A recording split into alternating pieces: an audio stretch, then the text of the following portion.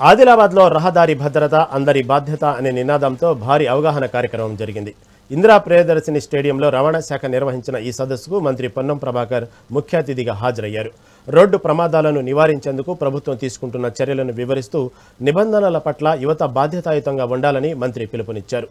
ఈ కార్యక్రమంలో భాగంగా విద్యార్థులతో భారీ మానవహారం హెల్మెట్ టు సేవ్ లైవ్స్ ప్రదర్శన నిర్వహించారు. అనంతరం అంబేద్కర్ చౌక్ వరకు జరిగిన బైక్ ర్యాలీలో మంత్రి స్వయంగా పాల్గొని వాహనదారులకు హెల్మెట్లు, ఉచిత కళ్లద్దాలను పంపిణీ చేశారు. అతివేగం, మద్యం సేవించి వాహనం నడపడం ప్రాణాలకే ప్రమాదమని ఆయన హెచ్చరించారు.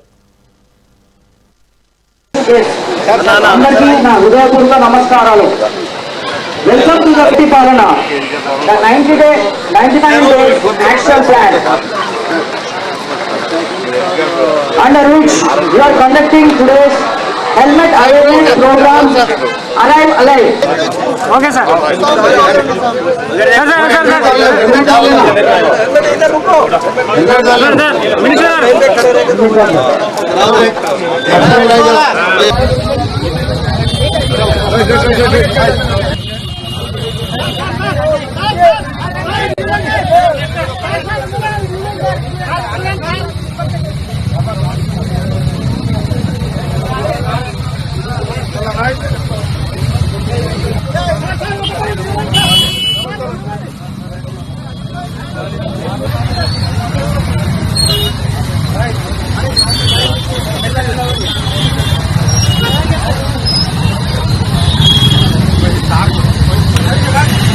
ఈ రోజు ప్రజాపాలన ప్రణాళిక పేరు మీద 99 రోజుల ప్రోగ్రామ్ లో భాగంగా రోడ్ సేఫ్టీ అవేర్నెస్ కు సంబంధించి అరే అలైవ్ కార్యక్రమం మీద ఆదిలాబాద్ రావడం జరిగింది.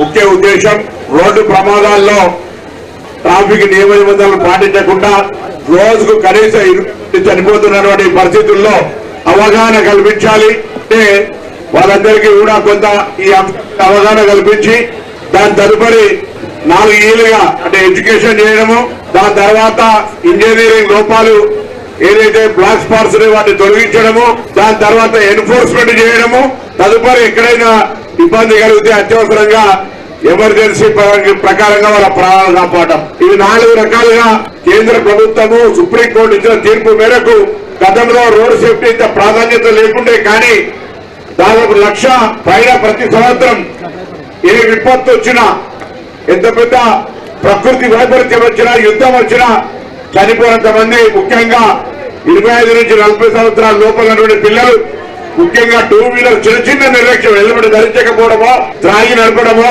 రాంగ్ రూట్ లో పోవడమో, ఇటువంటి కారణాల వల్ల మరి చాలా మంది చనిపోతా ఉన్నారు. వాహనాలు తిరిగే సందర్భంలో ఏర్పడే ప్రమాదం కుటుంబాలను రోడ్ల మీద పడేసినటువంటి పరిస్థితులు అనేక ఉన్నాయి. కాబట్టి ఎండగొడుతోంది ఎక్కువ సందర్భం ఒకటే, మనం ప్రతి ఒక్కరం సామాజిక బాధ్యతగా ఈ యొక్క వాహన ట్రాఫిక్ నిబంధనలను పాటిస్తూ మన ప్రాణాలను కాపాడుకుంటూ కుటుంబానికి అండగా మన పట్ల ఎదురు చూస్తున్నటువంటి వాళ్ళ కొరకు అలైవ్ అని మీరు తిరిగి క్షేమంగా ఇంటికి రావాలనే ప్రోగ్రామ్ తో జరుగుతోంది. ఈ రోజు